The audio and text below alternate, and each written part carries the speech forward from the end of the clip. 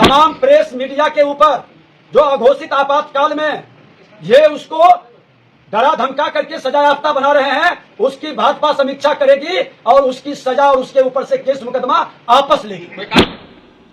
पत्रकारों के सम्मान में भाजपा मैदान में मनीष कश्यप समेत देश के तमाम पत्रकारों, राज्य के तमाम पत्रकारों जिन पर बिहार सरकार ने झूठा मुकदमा दर्ज किया है, भाजपा ने सारे केसों को वापस लेने का ऐलान कर दिया है।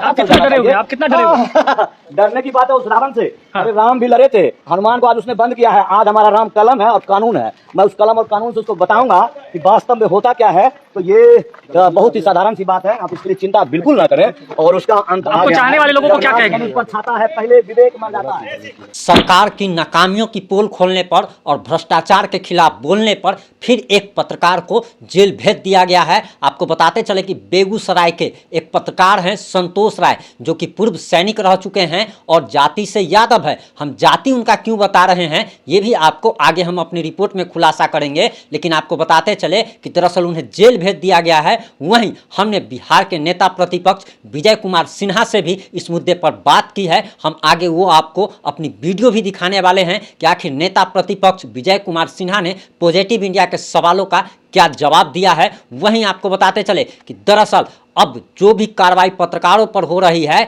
इसके खिलाफ नेता प्रतिपक्ष विजय कुमार सिन्हा ने साफ साफ ऐलान कर दिया है कि बीजेपी बिहार में जब सत्ता में आएगी तो जिन पत्रकारों पर भी केस दर्ज किया गया है, सरकार ने केस दर्ज कराया है और दुर्भावना के ख्याल से दर्ज कराया गया है, भ्रष्टाचार की पोल खोलने पर दर्ज कराया गया है, उन सारे केसों को बिहार सरकार वापस लेगी और भाजपा जब सत्ता में आएगी तब सरकार सारे मामलों को, केस को वापस ले लेगी। वहीं आपको बताते चले कि दरअसल ये संतोष राय, इनकी जाति हमने इसलिए बताया था क्योंकि ऐसा कहा जा रहा था कि तेजस्वी यादव मैं समीकरण की राजनीति करते हैं, यादवों का भला चाहते हैं और यादव जाति से आते हैं। इस कारण यादवों का जो है सो इनका मतलब छत्र छाया मिला हुआ है। लेकिन जिस प्रकार से यादवों पर भी कार्रवाई हो रही है, उसी प्रकार से ये कहना मुश्किल नहीं है कि तेजस्वी यादव ना मैं समीकरण की राजनीति करते हैं और ना ही किसी जाति विशेष की राजनीति करते हैं। अगर आप तेजस्वी यादव के खिलाफ बोलते हैं,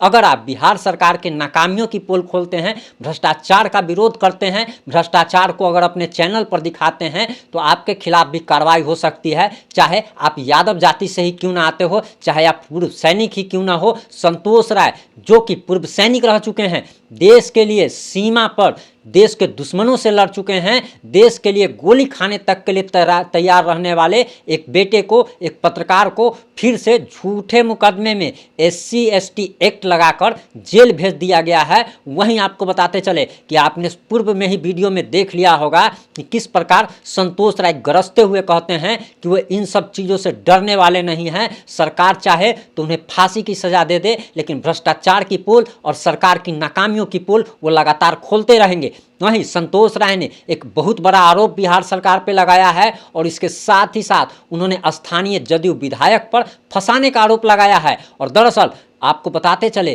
कि संतोष राय ने साफ साफ कहा है कि सरकार की नाकामियों को दिखाने पर और भ्रष्टाचार की पोल खोलने पर जदयू के स्थानीय सांसद ने उनके खिलाफ झूठा मुकदमा दर्ज कराया है और उन्हें काफ़ी सारी धमकियां भी दी जा रही थी। इसी के साथ उन्होंने ये भी कहा कि वो मनीष कश्यप के पक्ष में लगातार मार्च से अभियान चला रहे थे, मनीष कश्यप के पक्ष में बोल रहे थे, सरकार का पर्दाफाश कर रहे थे, सरकार की योजनाएं जो धरातल पर कहीं दिख नहीं रही है, सिर्फ कागज़ पर दिखती है, उसका पोल खोल रहे थे और इसी के लिए उनके खिलाफ कार्रवाई की गई है। अब सबसे पहले हम आपको बिहार के नेता प्रतिपक्ष और भाजपा के कद्दावर नेता विजय कुमार सिन्हा जी का वो बयान सुनाने वाले हैं कि उन्होंने पॉजिटिव इंडिया के सवालों का जवाब देते हुए आखिर क्या कहा। इस प्रकार से देश भर में और खासकर बिहार में मीडिया चैनलों पर और पत्रकार पर कार्रवाई हो रही है, सरकार की नाकामियों और भ्रष्टाचार को दिखाने पर जिस प्रकार की कार्रवाई हो रही है और जेल भेजा जा रहा है, मनीष कश्यप पर NSA लगाया गया, इस पर आपका क्या कहना है?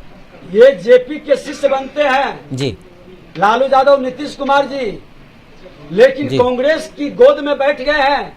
अघोषित आपातकाल बिहार में है और अघोषित आपातकाल के कारण जो हमारे यूट्यूबर, प्रेस मीडिया के लोग इनके सच को सामने लाता है, बहुत अच्छा। उसके विरुद्ध षड्यंत्र करके उसको दबाने का, धमकाने का, डराने का, विज्ञापन रोकने का जी। और जेल भेजने का, एफआईआर करने की कार्रवाई करता है। मैं बता देना चाहता हूं कि जितनी ताकत है, बहुत कम समय बचा है इनके पास। भारतीय जनता पार्टी की सरकार बनेगी, तमाम जी। प्रेस मीडिया के ऊपर जो अघोषित आपातकाल में ये उसको डरा धमका करके सजायाफ्ता बना रहे हैं, उसकी भाजपा समीक्षा करेगी और उसकी सजा और उसके ऊपर से केस मुकदमा आपस लेगी। कोई कानून सर इसके लिए बनाएगी? निश्चित तौर पर संविधान का सम्मान भारतीय जनता पार्टी करती है, संवैधानिक संस्थाओं का सम्मान भारतीय जनता पार्टी करती है। और आज विधायिका, कार्यपालिका, न्यायपालिका के बाद पत्रकारिता चौथा स्तंभ है। इस पर जो सरकार का आपातकाल का अत्याचार चल रहा है, उस अत्याचार को हम खत्म करेंगे। आपने नेता प्रतिपक्ष विजय कुमार सिन्हा का वो बयान सुन लिया होगा, जिसमें वो साफ साफ कह रहे हैं कि राज्य में जितने भी मीडिया चैनलों पर और पत्रकारों पर बिहार सरकार ने भ्रष्टाचार की पोल खोलने पर कार्रवाई की है, केस दर्ज किया है, एफआईआर कराई गई है, उन सभी पर से एफआईआर वापस ली जाएगी और इसमें मनीष कश्यप समेत तमाम उन पत्रकारों पर से केस वापस लिया जाएगा जब भाजपा सरकार में आएगी। और भाजपा ने साफ साफ कह दिया है कि देश के चौथे स्तंभ पर सरकार जिस तरीके से कार्रवाई कर रही है, ये सिर्फ और सिर्फ हिटलरशाही किया जा रहा है, गुंडागर्दी बरती जा रही है। और इसी के साथ आप ये बात समझ के चलिए कि दरअसल अब आने वाले समय में अगर भाजपा बिहार में अगर सत्ता में आ जाती है तो बिहार के उन तमाम पत्रकारों पर से केस वापस ले लिया जाएगा जिस पर सरकार ने दुर्भावना के ख्याल से कार्रवाई की है। आपको बताते चले कि अभी तक दर्जनों ऐसे बिहार के पत्रकारों पर बिहार सरकार ने एफआईआर दर्ज की है। और ये सिर्फ और सिर्फ इसलिए हो रही है कि जैसे सासाराम हो, रोहतास हो, बिहार शरीफ हो, इन सारे जगहों पर भी दंगा फैला था और दंगा जब फैला था तो उन सारी खबरों को वहाँ के स्थानीय पत्रकारों ने चलाया था, स्थानीय पत्रकारों पर केस दर्ज किया गया था। छपरा के मुबारकपुर में जो हिंसा भड़की थी, उस खबर को दिखाने पर भी छपरा अपडेट समेत कई चैनलों पर कार्रवाई की गई, मामला दर्ज किया गया। और आजकल यही हो रहा है कि बिहार में जिस तरीके से गुंडागर्दी बढ़ती चली जा रही है, जंगल राज पार्ट 2 आ गया है। अब बिहार सरकार पत्रकारों को खबर दिखाने पे कार्रवाई करती है। कहीं हत्या हो रहा है, लूट हो रहा है, अपहरण हो रहा है, बलात्कार का दौर चल रहा है, अगर उस खबर को आप दिखाते हैं तो आप पर कार्रवाई की जाएगी। अभी बिहार में गैंग रेप इतना बढ़ चुका है कि लगातार ऐसी खबरें आ रही है। और कल एक ऐसी खबर आई जिसे सुनकर आप हैरान रह जाएंगे कि चार लड़कों ने जो कि दूसरे धर्म से आते हैं, उन्होंने एक लड़की को उठवा करके और उसके साथ गैंग रेप करते रहे और लगातार 4 लड़के उसके साथ गैंग रेप करते रहे। वहीं दूसरी भी खबर आई है जिसमें 3 लड़कों ने मिलकर एक लड़की का गैंग रेप किया।